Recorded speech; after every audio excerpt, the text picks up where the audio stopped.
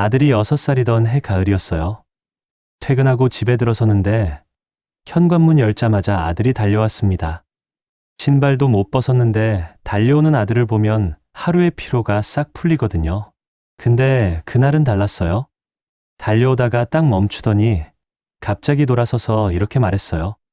아빠 싫어! 엄마만 좋아. 6살짜리가 저를 똑바로 쳐다보면서 한 말이에요. 장난이 아니었어요. 눈빛이 진심이었거든요. 현관에서 신발 한 짝 벗다가 멈췄습니다. 뭐라고 해야 할지 아무 말도 안 나오더라고요. 저만 그런 건가요? 아이한테 싫어라는 말을 들어본 아빠 분명 있을 겁니다. 그 두 글자가 왜 그렇게 가슴에 꽂히는지, 그리고 그 말의 진짜 뜻이 뭔지 오늘 저의 이야기를 통해 풀어보려 합니다. 저는 9살 아들과 7살 딸을 키우는 아빠예요. 채널 아내마, 아빠 내 마음 알아? 지금부터 시작합니다. 구독과 좋아요 부탁드려요. 솔직하게 말할게요. 그날 저는 화가 났습니다. 하루 종일 일하고 들어왔는데 반겨주기는커녕 싫어라니. 속으로 이런 생각이 들었어요. 내가 누구 때문에 이 고생을 하는 건데. 그래서 저는 그때 최악의 대응을 했어요. 그래? 아빠도 싫어. 농담처럼 던진 말이었어요. 대수롭지 않게 넘기려고 한 건데 아들 얼굴이 순간 굳어지더라고요. 눈이 커지면서 입술이 파르르 떨리기 시작했어요. 그리고 방으로 뛰어들어가서 문을 닫아버렸습니다. 4살이던 딸은 거실에서 멀뚱멀뚱 저를 쳐다보고 있었고요. 아내가 부엌에서 나오면서 한마디 했어요. 당신 왜 그래? 애가 퇴근 시간부터 현관 앞에서 기다리고 있었는데. 그 말에 머리를 한 대 맞은 것 같았어요. 아들이 달려오다가 멈춘 건 뭔가 이유가 있었다는 걸. 어쩌면 하루 종일 기다리다가 막상 아빠가 오니까 감정이 뒤엉킨 건지도 모르잖아요. 그런데 저는 그 이유를 묻지도 않고 아이한테 안 좋은 말을 던진 거예요. 저녁 내내 아들은 저를 안 봤어요. 밥 먹을 때도 고개를 숙이고 있었고 반찬을 집어줘도 고맙다는 말이 없었어요. 자기 전에도 잘 자 아빠라는 말을 안 하더라고요. 평소엔 아빠 잘 자, 코 골지 마라고 꼭 말하는 아이인데 이불 속에 들어가서 천장을 보는데 자꾸 그 말이 맴돌았어요. 내가 방금 뭘 한 거지? 아이한테 싫어라는 말을 들으면 엄마들은 속상해하면서도 안아주는 경우가 많아요. 근데 아빠들은 좀 달라요. 자존심이 먼저 올라옵니다. 내가 뭘 잘못했는데 하는 마음이 먼저 치밀거든요. 그래서 아이의 말에 상처받은 게 아니라 상처받은 걸 인정하기 싫어서 더 엉뚱한 반응을 하게 되는 거예요. 받아주는 대신 튕겨내는 거죠. 적어도 저는 그랬습니다. 그리고 더 솔직한 이야기를 하나 하자면요. 아빠들은 아이한테 거부당하는 경험에 익숙하지 않아요. 엄마들은 하루에도 몇 번씩 아이한테 밀리고 당기고 하니까 그 감정의 파도를 타는 법을 어느 정도 알아요. 근데 아빠들은 아이와 보내는 시간 자체가 적으니까 그 짧은 시간 안에 거부당하면 타격이 훨씬 크거든요. 그게 억울함으로 바뀌고 억울함이 화로 바뀌고 화가 입 밖으로 나와서 아빠도 싫어 같은 말이 되는 거예요. 그날 밤 잠이 안 와서 핸드폰을 꺼내 검색했어요. 아이가 아빠 싫다고 할 때. 그리고 알게 됐습니다. 제가 얼마나 잘못 이해하고 있었는지를. 아이가 아빠 싫어라고 말할 때 대부분의 아빠들은 이렇게 해석해요. 나를 거부하는 거구나. 내가 뭘 잘못한 거구나. 나보다 엄마가 더 좋은 거구나. 그런데 아동심리학은 완전히 다른 이야기를 합니다. 임상심리학자 레베카 허슈버그 박사는 이렇게 말해요. 아이가 싫어라고 말한다는 건 그 아이가 당신 앞에서 충분히 안전하다고 느끼고 있다는 뜻이라고요. 아이는 자신이 가장 강한 감정을 쏟아내도 여전히 사랑받을 거라고 믿는 사람한테만 그런 말을 한다는 겁니다. 처음 들었을 때 저도 이해가 안 됐어요. 싫다는데 어떻게 그게 안전하다는 거야? 근데 이걸 비유로 풀어보면 바로 납득이 됩니다. 회사에서 정말 힘든 일이 있었다고 해보세요. 상사한테 억울하게 깨지고 프로젝트는 엉망이 되고 하루 종일 참고 또 참았어요. 그런데 집에 들어오는 순간 아내가 밥 먹었어? 라고 묻자마자 이유 없이 짜증이 터진 적 없으세요? 아, 좀 나중에 물어봐. 하고 쏘아붙인 적이요. 그 짜증, 아내한테 화가 난 게 아니잖아요. 하루 종일 눌러왔던 감정이 가장 안전한 사람 앞에서 터진 거예요. 밖에서는 참아요. 상사 앞에서, 거래처 앞에서, 동료 앞에서. 그런데 집에 오면 풀려요. 왜냐면 여기는 안전하니까. 이 사람은 내가 짜증을 내도 나를 버리지 않을 거라는 걸 알기 때문이에요. 아이도 똑같습니다. 아이가 아빠 싫어라고 할 때, 그건 아빠가 싫다는 게 아니에요. 아빠가 안전하다는 거예요. 이 사람한테는 내가 못된 말을 해도 괜찮다. 이 사람은 그래도 나를 사랑해 줄 거다. 그 믿음이 있으니까 가장 거친 감정을 아빠한테 쏟아내는 거예요. 발달 심리학에서는 이걸 안전기지 개념으로 설명해요. 존 볼비라는 심리학자가 처음 제안한 애착 이론의 핵심인데요. 쉽게 말하면 이거예요. 아이에게 부모는 베이스 캠프입니다. 에베레스트를 오르는 등반가들이 있잖아요. 정상을 향해 올라가지만 힘들면 베이스 캠프로 돌아와요. 거기서 쉬고 체력을 회복하고 다시 올라가요. 베이스 캠프가 안전하다는 걸 알기 때문에 위험한 정상에 도전할 수 있는 거예요. 아이도 똑같아요. 세상이라는 산을 탐험하다가 지치면 부모한테 돌아와요. 근데 돌아와서 하는 게 항상 안기고 웃는 것만은 아니에요. 때로는 울고, 때로는 화내고, 때로는 쉬어라고 말해요. 왜냐면 밖에서 참았던 걸 여기서는 풀어놔도 된다는 걸 아니까요. 그러니까 아빠 쉬어라는 말은 번역하면 이런 뜻이에요. 아빠, 나 지금 감정이 너무 복잡해. 근데 이걸 어떻게 표현해야 할지 모르겠어. 아빠한테는 말해도 괜찮을 것 같으니까 일단 쏟아내는 거야. 여기서 하나 더 짚어야 할 게 있어요. 아이들은 감정의 어휘가 극도로 제한되어 있습니다. 어른들은 실망했어. 서운해. 억울해. 답답해. 외로워. 이렇게 감정을 세분화할 수 있잖아요. 근데 4살, 5살, 6살 아이의 감정 사전에는 그런 단어가 거의 없어요. 있는 거라곤 좋아. 싫어. 화나. 이 정도예요. 그러니까 아이가 싫어라고 말할 때 그건 진짜 미움이 아닌 경우가 대부분이에요. 나 지금 속상해일 수도 있고 아빠가 너무 늦게 와서 화났어일 수도 있고 하루 종일 기다렸는데 왜 이제 와일 수도 있어요. 근데 그 모든 복잡한 감정을 담을 수 있는 가장 강한 단어가 싫어밖에 없는 거예요. 앱은 깔려 있는데 OS 업데이트가 안 된 스마트폰이라고 생각하면 돼요. 감정이라는 앱은 이미 돌아가고 있는데 그걸 제대로 처리할 수 있는 뇌의 운영체제가 아직 깔리지 않은 거예요. 아이의 전두엽, 그러니까 감정을 조절하고 언어로 표현하는 뇌의 부위는 만 25세가 되어야 완전히 성숙한다고 합니다. 6살짜리한테 자기 감정을 정확한 말로 표현하라는 건 말 그대로 아직 설치되지 않은 프로그램을 실행하라는 것과 같아요. 그리고 특히 아빠를 향한 거부가 많은 이유도 있어요. 대부분의 가정에서 주 양육자는 엄마예요. 아이는 엄마와 하루 종일 함께하면서 감정의 리듬을 맞춰가거든요. 엄마의 말투, 표정, 반응 패턴을 이미 다 학습한 상태예요. 근데 아빠는 달라요. 아빠와 보내는 시간은 상대적으로 짧고 아빠의 반응은 엄마와 다르고 아빠의 에너지도 다르거든요. 아이 입장에서 아빠는 사랑하지만 아직 완전히 예측이 안 되는 사람이에요. 엄마한테는 울면 안아주는 게 보장되어 있는데 아빠한테는 울면 어떤 반응이 올지 확실하지 않은 거예요. 그 불확실성이 아이를 불안하게 만들고 그 불안이 싫어라는 말로 나오는 겁니다. 이걸 알고 나니까 그날 아들이 왜 그랬는지 조금씩 보이기 시작했어요. 그날 밤 핸드폰으로 이것저것 찾아보다가 한 문장을 읽었어요. 아이가 당신에게 가장 못된 말을 할 수 있다는 건 당신이 그 아이에게 가장 안전한 사람이라는 뜻입니다. 솔직히 처음에는 위로용 멘트 같았어요. 그런데 계속 곱씹을수록 그날 저녁 장면이 달라 보이기 시작했어요. 아들이 현관으로 달려왔잖아요. 그건 절 기다렸다는 거예요. 그리고 달려오다가 멈춘 건 그 순간 뭔가 감정이 터진 거예요. 하루 종일 아빠를 기다리면서 쌓인 감정이요. 보고 싶은데 막상 오니까 서운한 거예요. 왜 이제 왔냐는 거예요. 근데 6살짜리가 그걸 어떻게 말해요?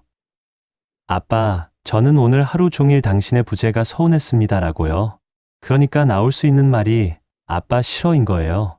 그리고 저는 그 서운함을 읽지 못하고 아빠도 싫어라고 쏘아붙인 거예요. 아이가 베이스 캠프로 달려왔는데 베이스 캠프가 문을 닫아버린 거나 마찬가지예요. 그때서야 진짜 무서워졌습니다. 내가 한 말이 아이한테 어떻게 들렸을까? 아빠도 나를 싫어하는구나. 내가 솔직하게 말했더니 아빠가 나를 밀어냈구나. 다음부터는 아빠한테 속마음을 말하면 안 되겠구나. 6살짜리 머릿속에 이런 생각이 새겨졌을 수도 있다는 게 그날 밤 저를 잠 못 들게 했어요. 그 다음날 아침이었어요. 아들이 일어나서 거실로 나왔는데 저를 보더니 슬쩍 눈을 피하더라고요. 평소엔 아빠 일어났어 라고 먼저 말하는 아인데 아무 말 없이 식탁에 앉았어요. 4살이던 딸은 아무것도 모른 채 아빠, 나 꿈에서 공룡 봤어 라고 신나게 떠들고 있었고요. 그 대비가 더 마음을 아프게 하더라고요. 아, 내가 이 아이의 마음에 문을 하나 닫아버렸구나. 그걸 느꼈을 때 뭔가가 바뀌어야 한다고 생각했어요. 아이가 바뀌어야 하는 게 아니라 내가 바뀌어야 한다고요. 그래서 저는 3가지를 시도했어요. 솔직히 말하면 처음 2개는 실패했습니다. 첫 번째 시도. 사과하기. 그날 아침 아들 옆에 앉아서 말했어요. 어제 아빠가 아빠도 싫어라고 한 거. 미안해. 아빠는 사실 하나도 안 싫거든. 제 나름대로 진심이었어요. 근데 아들 반응은 응 한마디뿐이었어요. 고개도 안 들었어요. 사과가 틀린 건 아니었어요. 근데 타이밍이 너무 빨랐어요. 아이는 아직 준비가 안 됐는데 제가 제 죄책감을 해소하려고 급하게 사과한 거였거든요. 사과가 아이를 위한 게 아니라 저를 위한 거였던 거예요. 2번째 시도. 과잉 보상. 그 주 주말 아들이 좋아하는 걸 다 해줬어요. 장난감 사주고 놀이터 가고 아이스크림도 사줬어요. 아들이 웃기는 했어요. 근데 뭔가 어색했어요. 제가 억지로 좋은 아빠 코스프레를 하고 있다는 걸 6살짜리도 느끼더라고요. 아빠 오늘 왜 이래? 라고 묻는 순간, 아, 이것도 아니구나 싶었어요. 물건이나 이벤트로는 아이의 감정 탱크를 채울 수 없어요. 아이가 원하는 건 장난감이 아니라 자기 마음을 알아주는 거니까요. 3번째 시도. 이게 진짜 바꾼 거예요. 그로부터 며칠 뒤 퇴근하고 집에 왔어요. 현관문을 열었는데 아들이 이번에도 달려오다가 멈추더라고요. 또 그 패턴이었어요. 근데 이번엔 달랐습니다. 제가 달랐어요. 신발을 벗고 아들 앞에 쪼그려 앉았어요. 아이 눈높이에 맞춰서요. 그리고 이렇게 말했어요. 아빠 보니까 기분이 좀 이상해? 아들이 저를 올려다봤어요. 고개를 살짝 끄덕였어요. 기다렸는데 아빠가 너무 늦게 와서 속상했어? 아들이 입술을 꾹 깨물더니 눈이 빨개지면서 고개를 끄덕였어요. 그리고 작은 목소리로 말했어요. 아빠 맨날 늦게 와. 그 순간 저는 아무 말도 안 했어요. 그냥 안았어요. 그랬구나. 많이 기다렸구나. 이 한마디만 했어요. 아들이 제 어깨에 얼굴을 묻더니 한참을 그러고 있었어요. 울지는 않았는데 작은 손으로 제 옷을 꽉 잡고 있더라고요. 이게 왜 효과가 있었을까요?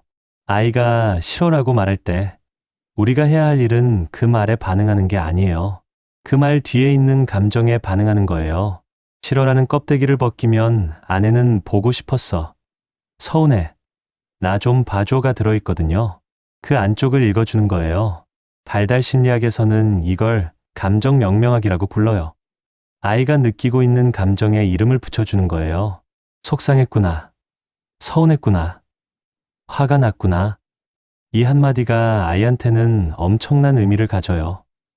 아, 내가 느끼는 이 복잡한 게 속상한이라는 거구나. 아빠가 내 마음을 알아주는구나. 아이의 감정에 이름이 붙는 순간, 그 감정은 무서운 괴물에서 다룰 수 있는 크기로 줄어들어요. 이름을 알면 덜 무섭잖아요. 어둠 속에서 뭔지 모르는 소리가 들리면 무섭지만, 아, 냉장고 소리구나라고 알면 무섭지 않은 것처럼요. 그리고 하나 더 중요한 건 순서예요. 많은 아빠들이 이런 실수를 해요. 그래, 속상했구나. 근데 아빠한테 싫다고 하면 안 되지. 감정을 인정하자마자 바로 교정하려 드는 거예요. 이러면 아이 입장에서는 앞에서 알아준 게 다 가짜처럼 느껴져요. 결국 내가 잘못했다는 거잖아. 순서가 중요합니다. 먼저 감정을 충분히 받아주고 시간을 두고 나중에 아이가 안정됐을 때 이야기하는 거예요. 아까 아빠한테 마음 이야기해줘서 고마워. 근데 다음에는 싫어 대신 아빠 보고 싶었는데 너무 늦게 와서 속상해라고 말해줄 수 있어? 이렇게요. 감정은 즉시, 교정은 나중에. 이 순서를 지키는 것만으로도 아이와의 관계가 완전히 달라집니다. 그 뒤로 저는 하나를 더 바꿨어요. 퇴근하고 집에 오면 현관에서 10초를 멈추기로 했어요. 신발 벗으면서 심호흡 한번 하고 회사 감정을 현관 밖에 내려놓는 거예요. 그리고 문을 열면 아이의 세계에 들어가는 거예요. 이걸 한 달쯤 했을 때 변화가 생겼어요. 아들이 더 이상 달려오다가 멈추지 않더라고요. 그냥 달려와서 안겼어요. 가끔은 아빠 오늘도 늦었어 라고 투덜대긴 하지만 그건 싫어가 아니라 보고 싶었어를 말할 수 있게 된 거예요. 감정의 어휘가 늘어난 거예요. 아이가 싫어 말고 다른 말을 할 수 있게 된 거예요. 그게 작은 성장인데 그 성장이 시작된 건 아빠가 먼저 아이의 감정을 읽어줬기 때문이에요. 그리고 7살이던 딸한테도 비슷한 일이 있었어요. 딸이 5살 때 목욕을 시키는데 갑자기 아빠 손 싫어. 엄마가 해줘라고 한 적이 있거든요. 그때 저는 아들 때에 교훈이 있었으니까 바로 반응하지 않고 물어봤어요. 아빠 손이 어때서? 딸이 말하더라고요. 까끌까끌해. 그게 다였어요. 아빠가 싫은 게 아니라 아빠 손이 거친 게 어색했던 거예요. 로션 바르고 다시 씻겨줬더니 아무 문제 없었어요. 아이마다 싫어의 이유가 다 달라요. 그걸 하나하나 물어보고 하나하나 찾아가는 게 아빠의 역할인 것 같아요. 정답을 알고 있는 게 아니라 같이 찾아가는 거요. 아이한테 싫어라는 말을 들으면 아빠들은 참 외로워요. 엄마한테 말하기도 애매하고 친구한테 말하기엔 쪽팔리고 그냥 혼자 삼키는 경우가 많아요. 내가 부족한 건가? 나는 왜 아이랑 이런 걸까? 이런 생각이 밤마다 올라와요. 근데 이거 하나만 기억해 주세요. 아이가 당신한테 싫어라고 말할 수 있다는 건 당신이 그 아이의 세상에서 가장 안전한 사람이라는 뜻이에요. 진짜 싫은 사람한테는 싫어라고 말하지도 않아요. 무서우니까요. 그 말을 할 수 있다는 건 그래도 이 사람은 나를 버리지 않을 거라는 믿음이 있다는 거예요. 그 믿음을 만든 게 누구예요? 당신이에요. 서툴러도 괜찮아요. 아이는 완벽한 아빠를 원하지 않아요. 실수해도 돌아오는 아빠, 잘 모르겠지만 계속 노력하는 아빠, 그런 아빠가 아이한테는 가장 안전한 베이스 캠프예요. 영국의 정신분석가 도널드 위니컷이 한 말이 있어요. 완벽한 부모가 될 필요는 없다. 충분히 좋은 부모면 된다. 완벽하게 모든 감정을 읽어줄 수는 없어요. 근데 실수했을 때 아빠가 미안해라고 말하고 다시 안아주는 그 과정 자체가 이미 충분히 좋은 양육이에요. 오히려 그 과정에서 아이는 배워요. 관계는 깨져도 다시 회복될 수 있다는 걸. 사람은 실수해도 괜찮다는 걸. 그게 아이가 평생 가져갈 가장 중요한 교훈이에요. 오늘 이 영상을 끝까지 보신 분이라면 한 가지만 해보세요.